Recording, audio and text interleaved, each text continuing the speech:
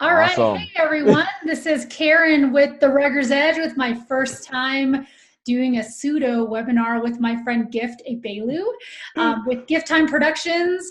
And basically, I just thought we'd get two rugby people together and we're just going to chat for a little bit and just kind of see what happens, talk a little bit about kind of the landscape of college rugby, also youth and high school rugby. I really just wanted to get some perspective from someone who is out there in the world, in the community, just kind of seeing what he thinks from his perspective. So, yeah, so I don't know. I know you've been kind of traveling around. Like, tell me what's been going on. Oh my goodness. One, like I said, absolutely love this. I have been hoping for you to get into this medium for so long. For so long. So I'm glad. I'm glad I get to help be part of this historical moment right now. But what's been happening? A lot of it has just been trying to obviously been broadcasting and doing stuff with the games, but slowly try and figure out how to repurpose all this rugby that we've been doing, all this rugby that I've been seeing, and kind of place it into what I'd like to say as an actual industry as opposed to just a project sport. So it's been working on figuring out kind of how to not only just create the revenue to be able to maintain the business, but to create the revenue where it's something that we can template for other teams so that there's something that they can know to be able to make sure that they can thrive and they can grow, and there becomes a lot less of this annoying struggle that happens. And then obviously you're bringing in, trying to bring in new communities into it, because I'm a big believer in not constantly cannibalizing our same rugby community over and over and over. Yeah. So it's trying to figure out how to establish the right kind of platforms to bring in people who ultimately wouldn't be rugby people initially, but there's enough within the sport and within the culture for them to be able to thrive in. We just need to give them maybe the carrot stick to be able to do it. So it's been trying to figure all these little balances, and it's coming together slow and steady. Like it's been nice. I had to take a bit of a step back to be able to start to see it clearer. What is something like, because we're talking about brand new stuff, right? So like, what is something, I guess, even just in 2019, so we're in March now, so in the last couple of months, like, has there been something new or exciting that you've done that you were like surprised by, or anything like that?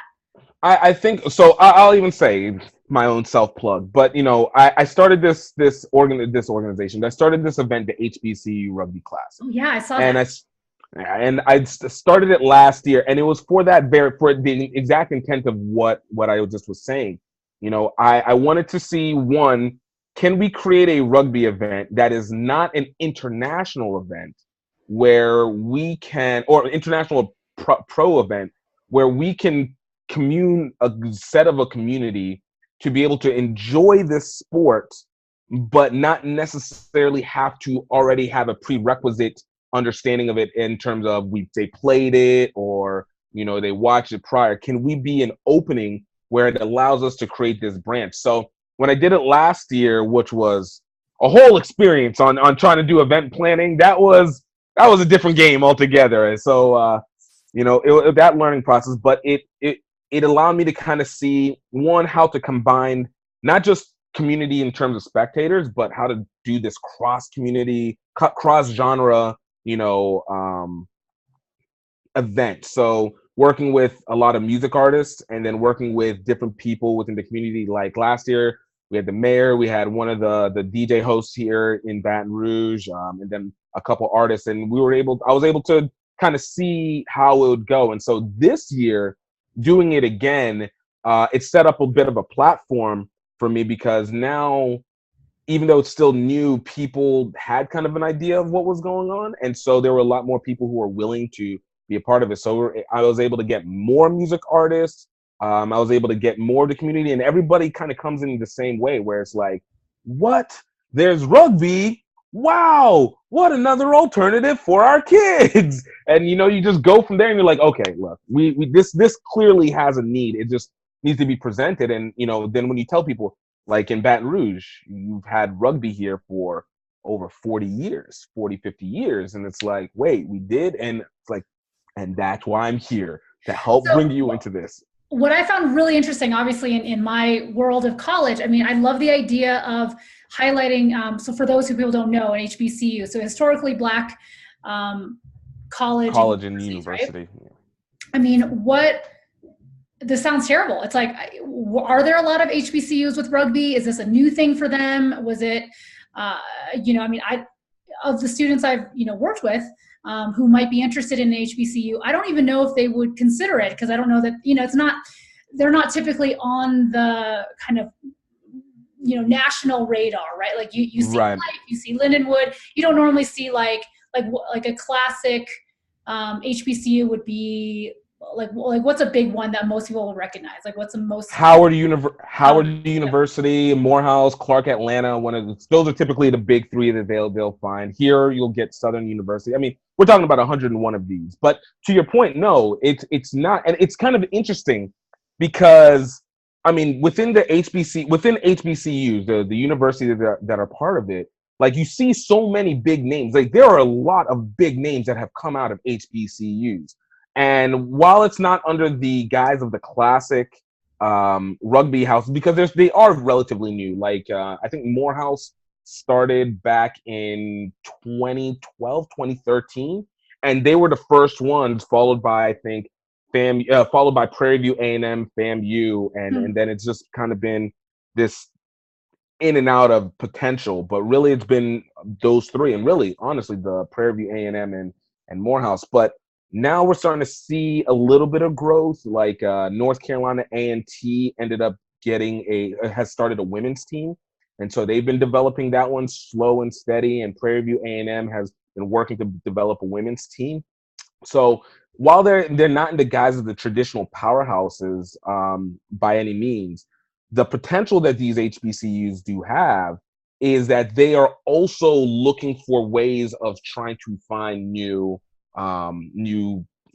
students, and especially in the what's the best way of putting it? Kind of we have a community that is open for anybody, but it might be perceived differently than what you would expect from maybe a prototypical PWI, predominantly white institution or anything like that. But there's a culture that's there that is actually manifested itself in most of what we have for our pop culture and in our college culture. So you have this combination that's here where one needs a little bit more faces and some differences because they are often not thought of, or they're marginalized and thinking like, oh, it's an HBCU, only Black people can go there. Oh, man. And then on the other hand, you have this sport where we're always trying to find our identity within it. And we see it, we always think of it in terms of how we play the game. But the reality is the identity is how we present our version of the rugby culture. Right. And how we do it for an audience, namely an American audience that actually can consume that altogether. Right. So when you're combining these two, it's while the immediate is, hey, we raise HBCUs, we raise rugby, and we bring new audiences and new players, and really what I'd like more new administrators, executives, different people to create the industry. What we find is we actually can raise the entire bar level of rugby in the US, because now we doing what rugby in its subcore is supposed to be, a cultural segmentation that is able to present this sport in its own way, but within these similar rules. Yeah. So like, we see New Zealand culture, we know Maori culture typically, or in Fiji, we see Fijian culture, and we see it in the rugby, and we see it first from the cultural standpoint, then from the rugby standpoint, then from the audience standpoint. England has their own. So when we look at American rugby, it's just like, in my opinion, it's always felt like it was just like, we're trying to do a mirror of European or like an Irish culture or a British culture, yeah, or South African, and it's just like we're just trying to mirror something to that so that we can get it together. And I believe it's use what we already have. We know how to create culture. We're already there. They're everywhere. What's really fun? It's so what I love whenever I talk to someone like new, like a different person that I haven't talked to in a while. It always makes me make different connections, right? And I happened to listen Have you ever listened to, you listen to podcasts, but Malcolm Gladwell has one called Revisionist History, right? Yeah. This season 2, he had a 3-part, the first 3 episodes were related to higher education. And one of them was interesting. And long story short, it boiled down to, there's a section about, he always connects things to sports, and he was talking about strong link sports versus weak link sports. Do you know what I'm talking about? I know you vaguely, but not Okay, in total. so I I'm only gonna tell, because it's really anyway, just my mind went directly to it. Essentially what he's saying is, for example, basketball is a strong link sport, meaning you're going to win based on your superstar. You have Michael Jordan on there, he makes a difference. It doesn't matter who's on the bench, right? Like you put all your money into a LeBron, into a Michael Jordan, you're going to win games. Like, it only matters strong link sport, right? And then they're comparing it to soccer, which is a weak link sport. And they're saying that, and I was like, this is a little bit like rugby, right? So where they're saying you could spend X amount on your superstar, but in order for that superstar to get the pass that's going to get him, to score a goal, he needs all these other teammates to make these also perfect passes to make it to him. If one of them messes up, it doesn't matter what your superstar. They obviously, he's an economist, so went into the data of how many passes it took until that superstar made that, that goal where they won 1-0, right? So interestingly enough, I think on one hand, I think rugby as a sport, I would like to believe is a weak link sport, although us do focus on the strong link, right? I think we'll get to that. I sent you that article, which I think is right in there. But I think overall the structure of rugby too is we focus maybe on this is an American thing, right? Focus on those brand name colleges, the national championship teams, the US team when they're winning, and it's all about like the strong link, instead of maybe looking at is the structure of US rugby really a weak link sport?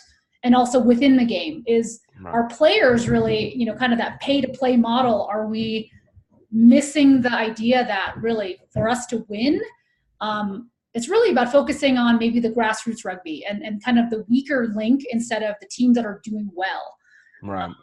I'll tell you, this is a side note. When I was last month, I did a kind of a little tour, but I went out to New Jersey. I did a thing at Rugby New Jersey. I went up to Connecticut, connected with a lot of teams up in that area. And interestingly enough, as much as those areas, like I think about rugby in New Jersey as areas where we do have a lot of really developed like high school programs and players. Right.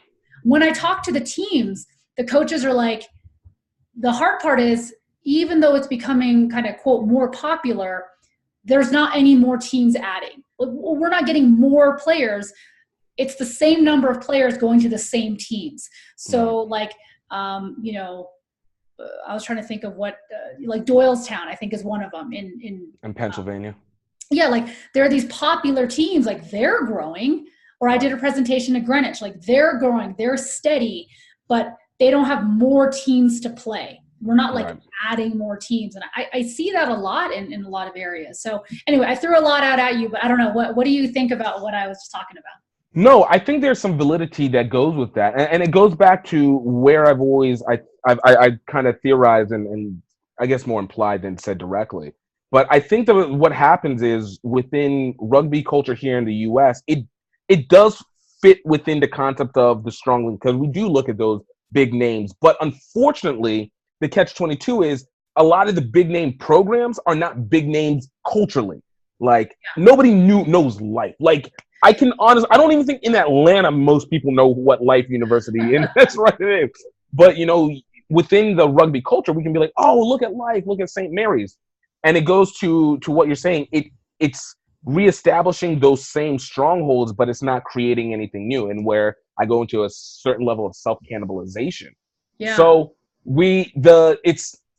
I guess it's kind of it deepened it. So to add to that, I see it where the problem that happens with rugby, and this is where I go back to, this is a cultural issue more so than a sports issue, is that we're at a point where the original plan had always been hey, we just need to churn out some rugby team. We just need to find a way to just bring it. If you got one player there, then we can try and put something in school and blah, blah, blah. And, you'll have these teams that are at, whether it's a college or a club, that have been there maybe 10, 15, 20, 30 years.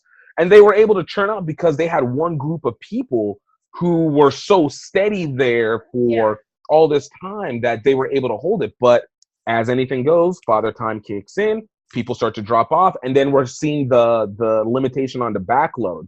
And not everybody structured themselves the same way. So when you have a bigger team that has maybe an infrastructure that is capable of bringing in these best players from all these small teams, of course they get bigger, but then those small teams start to diminish, they start to weaken. And this problem goes back to the structure was never built to create the community, it was to create the club. You know, see what I'm saying? Yeah. Like the club is internal. You have the group members that are in there, and you can work within the group members that are in there. But the community needs to be external. And while we can say, oh, we do a day of rugby, oh, we can do a youth rugby camp here and there, a lot of times, if it comes to the camp,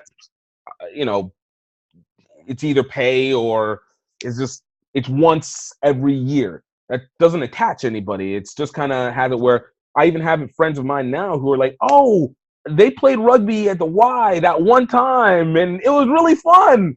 And I'm like, oh, have you played again? No. No.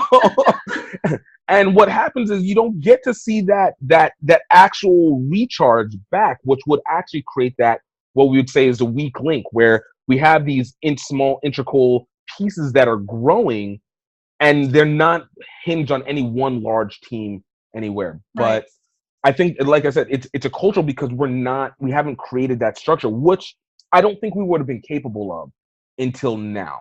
But with the advent of social media, the advent of streaming, the advent of the ease of creativity, of the ease of creativity for sending information, we are at a point where now we can create the external community as opposed to just this giant club that people happen to be a part of.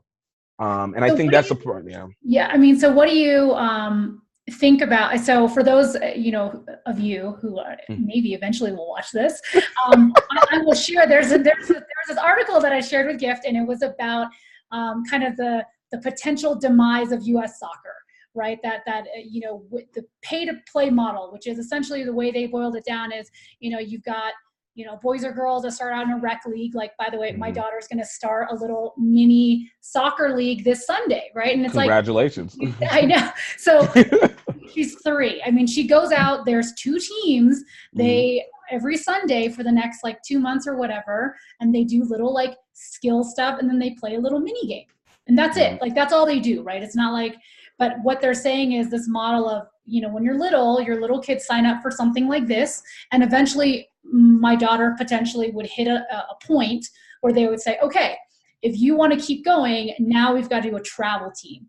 And those are, anywhere from, 1,000, 1,500 to 3,000 for a season, where then it looks very similar to what club rugby looks like. Right. Where you're having to, because, you don't have any more kind of rec leagues where you just kind of show up one place and play each other locally. Now we've got to, travel. And maybe it's not super far, but even here it would be, okay, we're in the mountain community. We'd have to go to Denver or Littleton or Broomfield. You're still traveling, right, and paying for coaches and paying for whatever. And so they're saying, obviously now you have talent that is dropping off, maybe because they can't afford it. And second, you're losing the creativity of just playing because you enjoy it. And what I really found interesting in that article, there's a section about, different model than maybe basketball, where a lot of kids do hone a lot of creativity and skills by just going down to the local Y and playing pickup games. And really for no points, right? They're just kind of playing hey, I'm in the next one or whatever. There's no kind of setup for that entry. Gate. There's no gate. What did you think when you read? I immediately was like, oh my God, this is where rugby might go if we maybe don't shift gears. I don't know, or maybe it's good. I think And so it's kind of interesting because the other part that it didn't really mention, and I love that you talked about basketball, is that is the concept of the AAU circuit, which is exactly the same thing. I think what the difference is the what is the final goal in all that. So the reason why AAU is able to be so successful is that you have these shoe companies, you have these universities, you have these pro teams who are essentially building up for this revenue generating person to get to this point. And so they're willing to keep investing over and over and over into these kids from the age of 9 until whenever, and you start to see this setup. When it comes to soccer, I think the article was a little bit extreme with the demise, but I think even soccer has a greater potential, has that same thing. There's not the universal commerce here in the US for that. So comes into where we have for rugby. The positive out of it, we have this pro league, MLR. So big positive, whether how it's structured and all that and play and field, that's all well and nice. But the idea is that there is a upward mobility location that people can aim for. So if we're working within the pay for play model, it has to mean this pro league has to create enough, not necessarily revenue, but enough merchandisable attention, pop culture attention, that these kids that are now playing and thinking that, okay, if we're going to invest into our future with rugby, then it has to lead to somewhere this greater tentpole. If this tentpole doesn't work, though, and that's where the problem comes in for the pay for play, then you get what we have now, where people start to drop off. People start to, those travel teams no longer are capable. The club teams are no longer as serious. And I think we'll always have people to play college or whatever like that. But you do find yourself, I don't think we'll ever go fully down, but I think you reach the ceiling. So it goes back again. And I'll always keep repeating this with rugby. The culture has to be able to match what the expectations are. And if the expectations are simply just, hey, we play for tradition, we play for fun, like, it's a nice concept. It really is. But you can't say, I play for fun, I play for tradition, and then also say, I want to win a Rugby World Cup. I want to be number one in the US, in the world. The two don't coincide with each other. And it will only create the drop off. So like when I create something like the HBC Rugby Classic, I really do tell these people, hey, we have a professional team. The reason why is now it looks like there's an elevation. Right. So if I ask you, hey, invest in this, you might not make it to that point, but there's a purpose. Hey, there's something that can come back as much as I'm giving in. And I think rugby is at this point where it's allowed to give back as much as it takes in. Yeah. And more so than just that family. Like the network is fine. The culture is great, but it can be more. And I think that's right now our biggest issue that comes with pay for play is that it says there's this chance that we will lose our tradition. We will lose what we had. And it's like, no, it simply will just adjust the way that it's being shown, but those are still core. But you have to get away from that fear. And that's it. That's why it's nice that you have a Life or Lindenwood that they do that. And I'll even add to it, it's nice that we have industry of rugby here, whether it's from the education side, the media side, the apparel side. Those are required to create the perception of upward mobility so that the sport has a reason to be invested in more and more, or else people do fall to the side. It's still human nature at that point. Right. So I mean, I went to in December, there was a kind of basically a women in rugby conference. They have a very long acronym and I always mess it up. So I'm not even gonna try. But I think it's so funny, like, talking to different women about kind of starting up businesses within rugby and kind of the I guess the conflict of internally, like, can I really make a living doing rugby? And then you had multiple women there are full-time coaches now. So we had like the Dartmouth coach was there, the Harvard coach. I mean, you have people that are like I mean, 5-10 years ago, you never would have said like, this is going to be my job, is I'm going to Right. coach, full time, or I'm going to, like, for myself, I'm going to own a company, and my whole day is dedicated to either talking to high school families or talking to college coaches or someone in the rugby community. And I agree with you. I think the more people that see it as revenue generating sounds so like cold. It's so stiff and cold. Yes. I mean, even seeing that, I mean, the other thing I was going to say is like, you start seeing, I mean, I've been shocked this year by how many games are streamed. Right. And it can be really, it doesn't have to be super professional, but every now and then, if I just happen to be on Facebook and I see like Stanford Rugby always does a live stream of their games. Right. That's awesome. Like, I mean, they're one day they're playing UC Davis. I was like, ooh, I want to watch this. But just the access to seeing games, or even like high school games, like here, Summit High School, every time they have a game, they stream it. And just even being able to see that, or now coaches can watch girls on that team. To me, I'm like, oh, like that's at least some forward momentum, right? And making it like a traditional sport, because high school rugby, I can turn on my like channel 9, whatever, and they'll broadcast a Friday night high school game. I'm like, this is so crazy. And like full production value, right? Like they have a truck out there and they have like announcers and play-by-play. And I'm like, this is like a high school game, right? But I mean, it's for real. Like it is a real production for high schools. I just see it trickling down. So I don't know. I mean, I think it's great to see that on the rugby side as well. And I think that's it. That's those things that are so important. That's why, like, I was talking to this on Snacks podcast some time ago, and I was telling them, right? Like Snacks has a podcast. Like, exactly. I do. Like, we're part of the Snacks podcast family. But even that is really cool. You can right. They have a podcast, and but it opened. But that's all those things that happen. It creates community.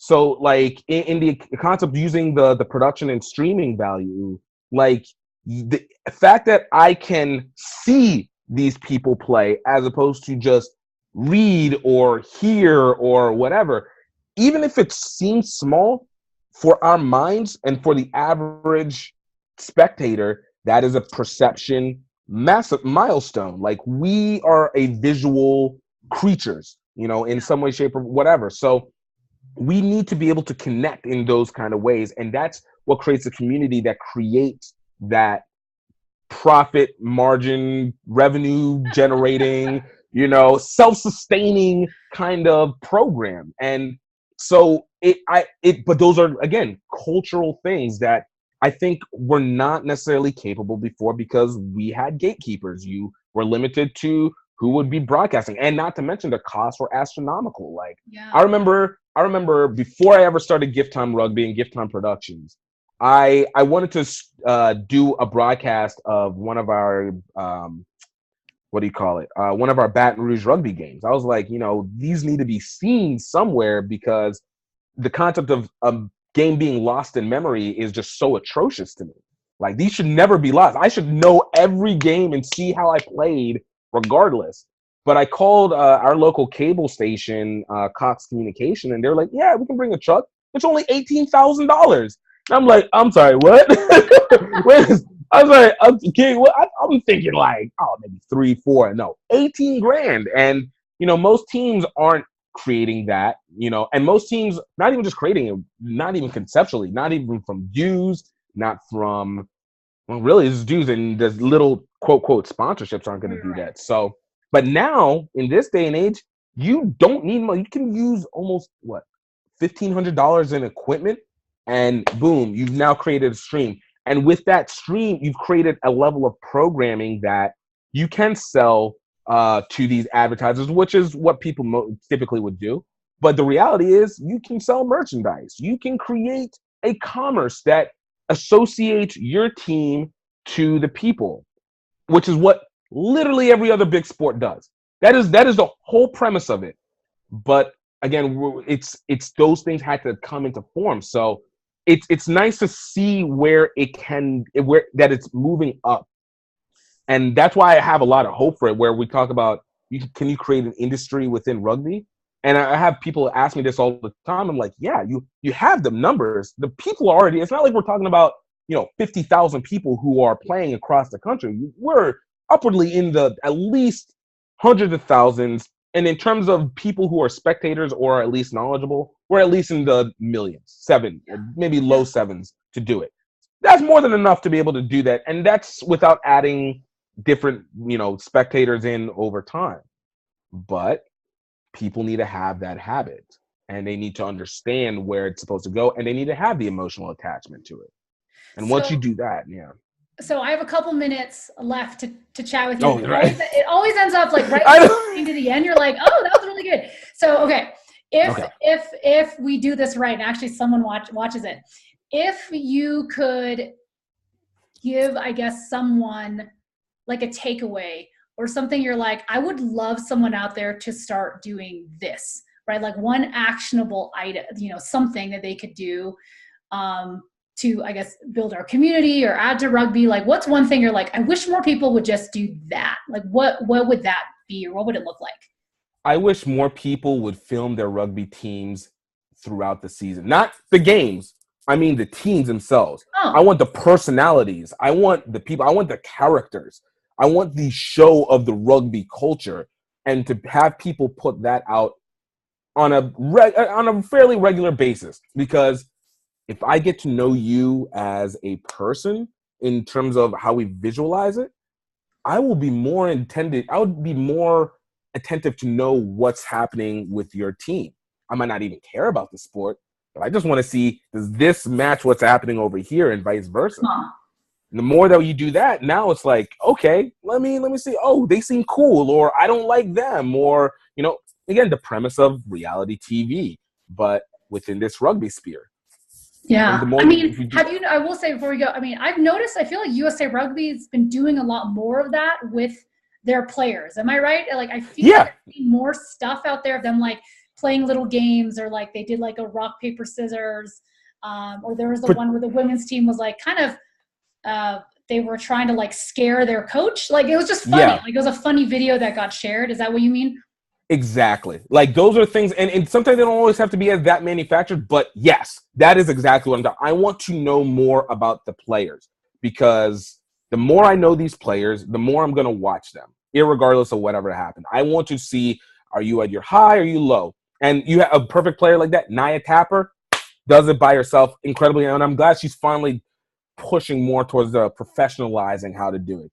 I just saw a funny clip about, it was like, I think maybe Rugby Sevens did it, but they're like, Naya's like the new kicker, and she just kicked it and like totally hit the crossbar. And I love those are funny, self-deprecating, like fun. Exactly. Yeah. Exactly. And it creates that attachment. Like, I can't wait to see how well that she does, because it's so much personal, and you create the response and attract, and it goes back and forth like that. So it's real. We see it again. We see it in every other industry. It simply just needs to be bled back into rugby, and it'll rise. Right.